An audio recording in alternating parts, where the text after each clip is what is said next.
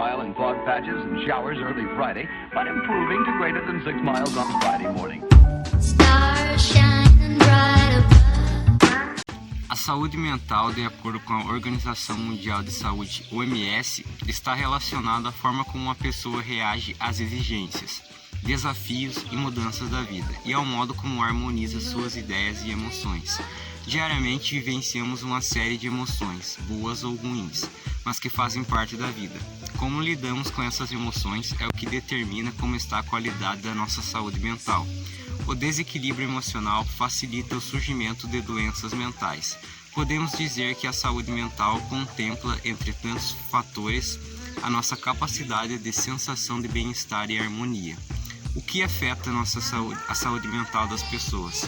E quais as doenças que mais abalam? Veja a seguir. Varia muito a faixa etária, mas agora com a pandemia, o ano passado para cá, tem uma grande demanda de crianças e adolescentes, né, com muitas queixas de ansiedade, de medo, mas o público adulto também tem buscado bastante o atendimento de psicoterapia. Então varia muito o período, a situação também. A depressão é caracterizada pela perda ou diminuição de interesse e prazer pela vida, gerando angústia e prostração, algumas vezes sem um motivo evidente. Hoje, a depressão é considerada a quarta principal causa de incapacitação segundo a Organização Mundial da Saúde. Esse transtorno psiquiátrico atinge pessoas de qualquer idade, embora seja mais frequente em mulheres, e exige avaliação e tratamento com um profissional. O desânimo sem fim é fruto de desequilíbrios na bioquímica cerebral, como a diminuição na oferta de neurotransmissores como a serotonina ligada à sensação de bem-estar. A gente vive uma época sem igual, onde a imagem externa, a estética e a saúde física são supervalorizados. Mas estar bem vai muito além do físico. Aliás, só estamos bem quando nossa mente também está saudável. Tem gente que pensa que é frescura, outros que é só tristeza. Mas os transtornos mentais estão aí e precisam ser diagnosticados e tratados. Acredito que ainda haja muito essa fala hoje em dia, né? Principalmente das pessoas que ainda não têm um entendimento do que sejam doenças mentais. A gente tem vários tipos de doenças mentais, depressão, né? Que são vários tipos, a ansiedade, o síndrome do pânico, a esquizofrenia e tantas outras que precisam, né, da nossa atenção. Porque essas falas elas precisam ser desmistificadas, né? Quem vai a um psicólogo não é somente pessoas loucas, né? Que a depressão é frescura, então a gente precisa desmistificar essas falas para conseguir tratar essas pessoas que precisam de ajuda. Ansiedade ou transtorno de ansiedade são um conjunto de doenças psiquiátricas marcadas pela preocupação excessiva ou constante de que algo negativo ou ruim vai acontecer. De acordo com a Organização Mundial da Saúde, 264 milhões de pessoas vivem com transtornos de ansiedade no planeta. No Brasil, eles atingem 9,3% da população, o que faz nosso país o líder no ranking. A origem dos transtornos de ansiedade varia bastante de indivíduo para indivíduo. Eles podem aparecer, por exemplo, por desequilíbrios químicos no cérebro, por falta de suporte familiar ou principalmente por traumas na infância. Transtorno bipolar é uma alteração mental grave em que a pessoa que apresenta tem oscilações de humor que podem variar desde a depressão até a extrema euforia. Esse transtorno, também conhecido como maníaco-depressivo, pode começar na fase da adolescência ou na idade adulta, precisando de tratamento para toda a vida. O transtorno alimentar tem como foco excessivo no peso, no formato do corpo e nos alimentos, levando a comportamentos alimentares perigosos. Esses comportamentos podem afetar significativamente a capacidade do seu corpo de obter nutrição adequada. Os distúrbios alimentares podem prejudicar o coração, o sistema digestivo, os ossos, os dentes, a boca e levar a outras doenças. O transtorno alimentar tem como comum anorexia e bulimia. Então, o primeiro passo é reconhecer que ela precisa de ajuda, pois muitas vezes as pessoas elas têm resistência, né, em aceitar que elas estão com algum problema psicológico. Muitas vezes é por vergonha, por medo, por insegurança e também por falta, né, de conhecimento do que faz um profissional de psicologia. Então, você que está passando por algum problema psicológico, depressão, ansiedade, não deixe de procurar ajuda. Transtorno obsessivo compulsivo é uma doença mental grave. Pessoas com essa doença podem apresentar sintomas como obsessões ou compulsões. Ela está entre as 10 maiores causas de incapacitação, segundo a OMS, e estima-se que cerca de 4 milhões de brasileiros sofram com a doença. Geralmente, e segundo os médicos, ela não tem uma causa, e sim fatores que podem ter ajudado na contribuição. Como predisposição genética, a pessoa pode ter sofrido algum abuso sexual ou físico na infância que levou ela a apresentar o transtorno compulsivo obsessivo. Ficar organizando horas e horas, organizando alguma coisa por tamanho, por cor, ou se guardou alguma coisa, também ficar organizando livros por ordem, por alfabetização ou cores. A causa exata da esquizofrenia ainda não é conhecida, mas uma combinação de fatores como genética, ambiente, estrutura e químicas cerebrais pode influenciar. Os principais sintomas de uma pessoa com esquizofrenia são vários, mas vale lembrar que esses sintomas podem variar de pessoa para pessoa, e o diagnóstico só pode ser feito por um médico. Estes são alguns dos sintomas: ver ou ouvir coisas que não existem, sentimento constante de estar sendo perseguido, medo ou raiva de familiares e amigos, entre outros. Desde que eu era pequena, criança, eu me lembro das crises constantes que meu pai tinha. Eram crises tão intensas que não conseguia controlar só com remédio em casa. Ele precisava ser internado, muitas vezes. Depois, quando eu fiz uns 12 anos, eu me lembro que ele ficou muito tempo sem precisar de internação. Durante anos, ele ficou bem, ele até trabalhava, uma pessoa normal. Não dava de dizer que ele tinha algum problema, embora ele tomasse os remédios. Fazia consultas, periódicas e tomava medicação. Mas depois de um tempo, as crises começaram a voltar e serem mais frequentes. Às vezes, a cada 2, 3 meses, ele tinha crise bem intensa e acabava precisando ficar internado também de novo. E até um tempo que eu trouxe ele para morar na minha casa e eu precisei pedir a conta no meu serviço. Eu tinha um bom emprego, eu saí do trabalho para poder cuidar dele, que não tinha como largar ele sozinho com as minhas filhas em casa, porque quando ele dava crise, ele ficava, às vezes, até meio violento. Para a família que convive com uma pessoa assim, se torna bem complicado, se torna bastante difícil, tem momentos que são bastante dolorosos. A gente acaba precisando também de ajuda psicológica, porque, querendo ou não, afeta o nosso psicológico. A gente fica emocionalmente abalado, porque a pessoa, muitas das vezes, fica com raiva do familiar, do cuidador, inventa histórias que, na verdade, não existe, e todo mundo sofre os da casa, até os vizinhos acabam passando por situações bastante constrangedoras perto da pessoa assim. Precisa de muita paciência para poder lidar com o paciente assim. Mas quando ele está bem, quando ele não está em crise, não precisa pessoa melhor para se conviver. Ele é uma pessoa boa, uma pessoa dócil, amável, mas na crise é bem complicado. Fizemos um questionário em que foram entrevistados 50 alunos do ensino médio, de 14 a 18 anos, sobre saúde mental.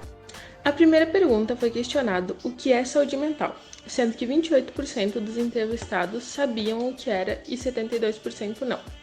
Na segunda pergunta foi questionado se os entrevistados sabiam o que eram doenças mentais, sendo que 68% sabia e 32% não sabia. Na terceira questão, perguntamos se o entrevistado conhecia alguém que possuísse alguma doença mental, sendo que 76% disse que sim e 24% disse que não. Na quarta questão, perguntamos se eles já ouviram algum falso conceito sobre a saúde mental. 46% disse que sim, 54% disse que não. Na quinta e última questão, perguntamos se eles sabiam como procurar ajuda caso necessitasse, sendo que 68% disse que sim e 32% disse que não. Sim, geralmente o que acontece? Quando eu atendo criança e adolescente, eu sempre gosto que a família esteja no primeiro atendimento. Então eu converso primeiro com a família né, que para entender toda a situação, toda a queixa que está acontecendo lá com a criança e com o adolescente. E sempre eles estão vindo, né, nos atendimentos para mim estar conversando sempre com a família. E quando é adulto, geralmente eles vêm sozinhos, ou só em alguma situação assim que algum familiar acompanha. Mas geralmente é só quando ela tendo criança e adolescente que a família faz parte desse processo. Somatização. Por acaso você já ouviu falar de somatização? A palavra somatizar remete a apresentar sintomas no corpo, mas sem existir uma doença física associada ao desconforto. As pessoas que apresentam doenças somáticas sofrem desconfiança de amigos, pois eles acham que pode ser fingimento da parte dessas pessoas. Os sintomas são asma, gastrite, dores no corpo, sem causa aparente. Pois quando não expressamos nossas emoções, a nossa mente não suporta. Nosso corpo as expressa de forma de sintomas físicos.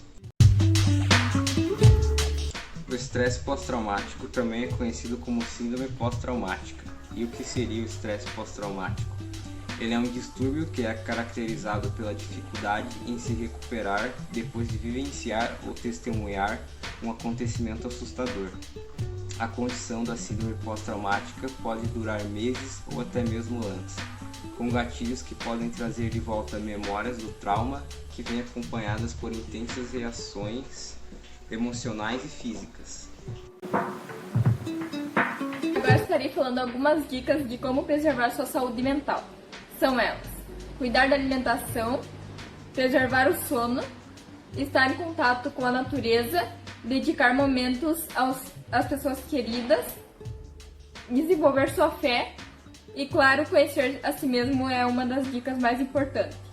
Pois se você não se conhece, você automaticamente se torna dependente de alguma coisa, do que dizem ou do que falam e também do que pensam. Você vai sempre estar pensando no que as outras pessoas vão dizer de você. Portanto, se você se conhece, você não precisa ter essa insegurança, porque você sabe como que você é. E isso, claro, ajuda muito a preservar a saúde mental e não se deixar levar pelo transtorno ou coisa assim. Então, aqui no município de São José de Serrito, a gente tem um psicólogo que atende na unidade de saúde, né?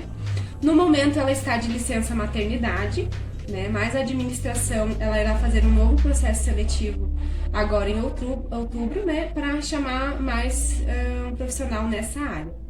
Também na unidade de saúde a gente tem um médico psiquiatra que ele atende toda quinta-feira, o dia todo. É só você chegar lá na unidade, pedir para fazer o agendamento da consulta com o psiquiatra, que ele vai estar fazendo a avaliação também se é necessário uma medicação ou não, ou se é necessário estar encaminhando para o psicólogo. Na unidade de saúde também a gente tem a fila de espera para o atendimento psicológico, né? No momento ela está afastada, mas com o retorno de um novo profissional essa fila vai ser dado andamento. E aqui no CRAS, né, onde eu atuo, a gente realiza as visitas domiciliares com orientação em relação à saúde mental, ou às vezes quando alguma pessoa nos procura, ou às vezes quando a rede, né, saúde, educação, enfim, encaminha pra gente alguma família, alguma situação, a gente vai lá orientar essa pessoa que está passando por algum problema de saúde mental. E a gente também realiza palestras aqui no CRAS, né, como ação comunitária, principalmente no interior, falando da importância desse cuidado, assim, com a pessoa e cuidado com a mente, que é bem importante no dia de hoje. Esse foi o nosso documentário sobre a saúde mental. Se você aí tiver alguma dessas doenças ou sentir alguns desses sintomas citados durante o vídeo, procure ajuda. E lembre-se, saúde mental em primeiro lugar.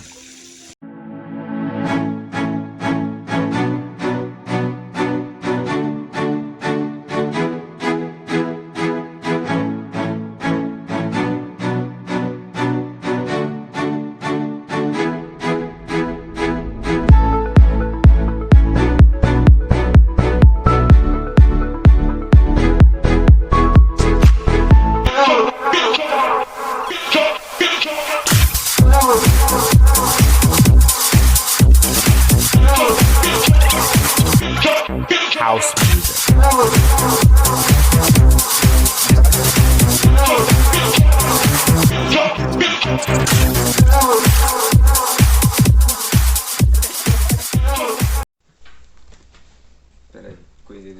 porque ia perguntar se eu tinha que ficar olhando daí. Se você decorou, não precisa. Se você não decorou, precisa. O estresse pós-traumático, que também é conhecido como síndrome pós-traumática. Nossa, eu já errei, então pode coisar de volta. Vai pro zero, continua. Vai indo, só por favor. Erro de gravação. E o que se... Só uma pergunta, vai ser cortado tudo bem certinho. Sim, senhor.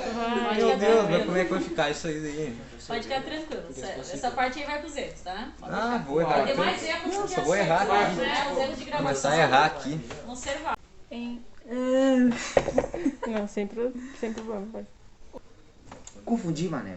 Para. Não, só continue, dá pra cortar, dá pra cortar. Não, mas eu quero cortar desde o começo. Arrume de algumas vezes. Tá gravando? Tá. Porque senão avisa Mas que tá ele gravando corta essa porra. depois. Meu. Vai, calma aí, ó.